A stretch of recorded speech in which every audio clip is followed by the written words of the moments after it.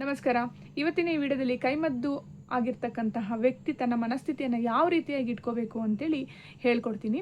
ತುಂಬ ಜನಕ್ಕೆ ಮದ್ದಿಡಿ treatment ಕೊಟ್ಟಿದ್ದಾದ್ಮೇಲೂ clear ಆಗಿದ್ರೂ ಕೂಡ ಅಷ್ಟೇ ಅವರ ಒಳ ಮನಸ್ಸಿನಲ್ಲಿ ಏನೋ ಇದೆ ಮತ್ತೆ ಇದೆ, ಒಂಚೂರು ತಲೆನೋವು ಬಂದ್ರೂ, ಚೂರು ಮೈಕೆ ನೋವು ಬಂದ್ರೂ, ಇಲ್ಲ ವಾತಾವರಣದಲ್ಲಿ ಏನಾದ್ರು ಸ್ವಲ್ಪ ಹೆಚ್ಚು ಕಡಿಮೆ ಆಗಿ ಅವ್ರಿಗೆ ಏನಾದ್ರು ಸಮಸ್ಯೆ ಆಯಿತು ಅಂತ ಅಂದ್ರೂ, ಇದರಿಂದನೇ ಬಂದಿದೆ, ಹಿಂಗೆ ಬಂದಿದೆ, ಹಂಗೆ ಬಂದಿದೆ ಅಂತೇಳಿ ತುಂಬ ಥಿಂಕ್ ಮಾಡ್ತಾನೆ ಇರ್ತಾರೆ.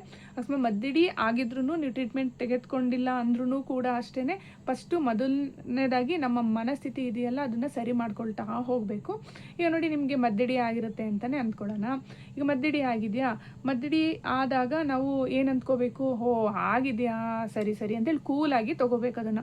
ತುಂಬ ಜನ ಏನು ಮಾಡ್ತಾರೆ, ಸಿಕ್ಕಾಬಟ್ಟೆ ಹಂಗೆ high B P low B P ಆಗೋಗ್ಬಿಡ್ಬೇಕು, ಆ ಥರ ಎಲ್ಲ ಥಿಂಕ್ ಮಾಡ್ತಾರೆ. ಮದ್ದಿಡಿನ ಸರಿ ಆಯಿತು, ಟ್ರೀಟ್ಮೆಂಟ್ ತೊಗೊಂಡ್ರಾಯ್ತು, ಇಲ್ಲಾಂದರೆ ಅದಕ್ಕದೇ ಹೆಂಗೋ ಕ್ಲಿಯರ್ ಆಗುತ್ತೆ. ಏನಾದರೂ ಒಂದು ನೀವು ಸಂದೇಶ ಕೊಡ್ತಾ ಹೋಗಬೇಕು ಮನಸ್ಸಿಗೆ, ಆಟೋಮೆಟಿಕ್ಕಾಗಿ ಅದು ದಾರಿ ತೋರಿಸ್ತಾ ಹೋಗುತ್ತೆ.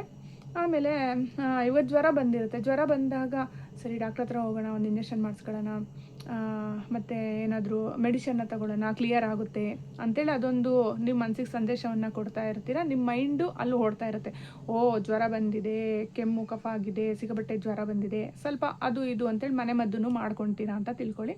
ಸ್ವಲ್ಪ ಕ್ಲಿಯರ್ ಆಗ್ಬೋದು, ಆಗದೇನೂ ಇರಬಹುದು. ಅದಾದಮೇಲೆ ಇಂಜೆಕ್ಷನ್ ಮಾಡಿಸ್ಕೊತೀನಿ, ಟ್ಯಾಬ್ಲೆಟ್ ತೊಗೊತೀನಿ, ಅದರಿಂದ ಗುಣ ಆಗುತ್ತೆ ಅಂತೇಳಿ ನೀವು ಮನಸ್ಸಲ್ಲೇ ಅಂದ್ಕೊಂಡು ಒಂದು ಮೈಂಡ್ ಫಿಕ್ಸ್ ಮಾಡ್ಕೊಂಡಿರ್ತೀರಲ್ಲ, ಅದೇ ಥರನೇ ಇದನ್ನು ಕೂಡ ಅಷ್ಟೇ. ಆಗಿದೆಯಾ, ಟ್ರೀಟ್ಮೆಂಟ್ ತಗೊಳ್ಳೋಣ, ಓಕೆ ಅಂಥೇಳಿ ಸುಮ್ಮನಾಗಿ. ಮತ್ತು ಈ ಮದ್ದಿಡಿ ಆಗಲಿ, ಯಂತ್ರ ಮಂತ್ರ ತಂತ್ರಗಳಾಗಲಿ ಯಾವುದು ಕೂಡ ನನ್ನ ಹತ್ರ ಬರೋದಿಲ್ಲ, ಅದು ಏನು ನನಗೆ ಬಾಧಿಸೋದಿಲ್ಲ. ನನ್ನಲ್ಲೂ ಕೂಡ ಒಂದು ಪವಿತ್ರವಾಗಿರ್ತಕ್ಕಂಥ ಶಕ್ತಿ ಅನ್ನೋದಿದೆ ಅಂಥೇಳಿ ಈ ಥರ ನಾವು ಮನಸ್ಸಿಗೆ ಸಂದೇಶವನ್ನು ಕೊಡ್ತಾ ಹೋದಾಗ ಏನಾಗುತ್ತೆ ಅಂತ ಅಂದರೆ, ಅಲ್ಲೇನೋ ಒಂದು ದೊಡ್ಡ ಪ್ರಾಬ್ಲಮ್ ಆಗುವಂಥದ್ದು ಇರುತ್ತಾ, ಅದು ಚಿಕ್ಕದ್ರಲ್ಲಿ ಹೋಗುತ್ತೆ, ಇಲ್ಲಾಂದರೆ ಅದು ಪ್ರಾಬ್ಲಮ್ಮು ಕೊಡೋದಿಲ್ಲ. ಸೊ ಹಾಗಾಗಿ ನಾವು ಮನಸ್ಸಿನ ಮುಖಾಂತರವಾಗಿ ಈ ಥರದ ಒಂದು ಸಂದೇಶವನ್ನು ಕೊಡ್ತಾ ಹೋಗಬೇಕು. ಕೆಲವರೆಲ್ಲ ನಿಂಬೆಹಣ್ಣ ನೋಡ್ತಾರೆ, ನಿಂಬೆಹಣ್ಣು ನೋಡಿದ ತಕ್ಷಣ ಅಲ್ಲೇ ತಲೆ ಸುತ್ತ ಬಿದ್ದೋಗ್ಬಿಡ್ಬೇಕು, ಆ ಥರ ಎಲ್ಲ ಆಡ್ತಾ ಇರ್ತಾರೆ. ಎಷ್ಟೋ ಜನ ನನ್ನ ಕ್ಲೈಂಟೂ ಬಂದು ಹೇಳ್ತಾರೆ, ಸರಿ ನಿಂಬೆಹಣ್ಣು ಬಿದ್ದಿದೆಯಾ, ಈಗ ನಿಂಬೆಹಣ್ಣನ್ನು ನಾವು ಶರ್ಬತ್ ಮಾಡ್ಕೊಂಡು ಕುಡಿಯೋದಿಲ್ವಾ, ಮತ್ತು ಅದೇ ನಿಂಬೆಹಣ್ಣನ್ನು ನಾವು ಒಳ್ಳೆ ಕೆಲಸಗಳಿಗೂ ಯೂಸ್ ಮಾಡ್ತೀವಿ ತಾನೆ.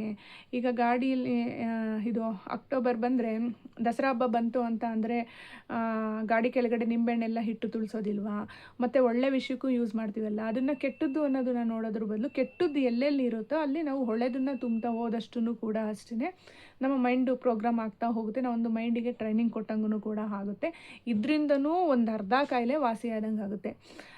ಮತ್ತು ಇದ್ರ ಜೊತೆ ಟ್ರೀಟ್ಮೆಂಟನ್ನು ತೆಗೆದುಕೊಂಡ್ರೂ ಕೂಡ ಅಷ್ಟೇ, ಅದರಲ್ಲೂ ಬೆನಿಫಿಟ್ ಇರುತ್ತೆ. ಅದಕ್ಕಿಂತ ಮುಂಚೆ ನಮ್ಮ ಮನಸ್ಥಿತಿ ಏನಿದೆಯಲ್ಲ ಅದನ್ನು ಸರಿ ಮಾಡ್ಕೊತ ಹೋಗಬೇಕು. ಬರೀ ಮದ್ದಿಡಿ ಅಂತಲೇ ಅಲ್ಲ, ಬೇರೆ ಎಷ್ಟೋ ವಿಷಯಗಳಿದೆ, ಅಷ್ಟು ವಿಷಯಗಳನ್ನು ಕೂಡ ಅಷ್ಟೇ ನಾವು ಅಲ್ಲಿ ಒಂದು ಪಾಸಿಟಿವ್ ತುಂಬ್ತಾ ಹೋದಷ್ಟು ಕೂಡ ನಮಗೆ ಒಂದು ಒಳ್ಳೆ ಎನರ್ಜಿ ಬರೋದಕ್ಕೆ ಶುರುವಾಗುತ್ತೆ.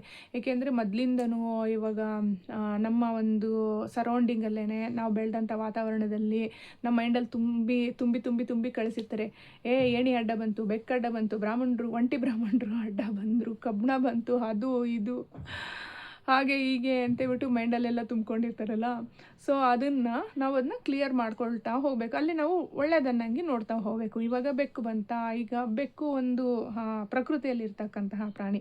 ಹಳೆ ಕಾಲದಲ್ಲಿ ಹೆಂಗಪ್ಪ ಅಂತ ಅಂದರೆ, ಇವಾಗ ಪ್ರಾಣಿಗಳೆಲ್ಲ ಕುದುರೆ ಮೇಲೆ, ಹಸು ಇದ್ರ ಮೇಲೆಲ್ಲ ಹೋಗ್ತಿದ್ರಲ್ವ ಅವಾಗೆಲ್ಲ. ಆಗ ಬೆಕ್ಕಿನ ಅಡ್ಡ ಬಂದಾಗ ಕತ್ಲೆನಲ್ಲಿ ಫುಲ್ಲು ಅದ್ರ ಬೆಕ್ಕಿನ ಕಣ್ಣು ಹೊಳಿತಿತ್ತಂತೆ. ಸೊ ಹಾಗಾಗಿ ಪ್ರಾಣಿಗಳು ಎದುರ್ಕೊಳ್ತವೆ ಅಂತ ನಿಂತು ಹೋಗ್ತಿದ್ರಂತೆ ಅಷ್ಟೇ. ಅದು ಹೋಗ್ತಾ ಈ ರೀತಿಯಾಗಿ ಬದಲಾವಣೆ ಆಗಿದೆ. ಈಗ ಎಲ್ಲದನ್ನೂ ಕೂಡ ಮೂಢನಂಬಿಕೆ ಅಂತ ಹೇಳೋದಕ್ಕಾಗಲ್ಲ, ಎಲ್ಲದರಲ್ಲೂ ಮೂಢನಂಬಿಕೆ ಇದೆ ಅಂತಲೂ ಕೂಡ ಹೇಳೋದಕ್ಕಾಗಲ್ಲ. ಪಾಸಿಟಿವು ಇರುತ್ತೆ, ನೆಗೆಟಿವ್ನು ಕೂಡ ಇರುತ್ತೆ. ನಮ್ಮ ಮನಸ್ಥಿತಿನ ಮಾತ್ರ ನಾವು ಸರಿ ಮಾಡ್ಕೊಳ್ತಾ ಹೋಗಬೇಕಾಗುತ್ತೆ.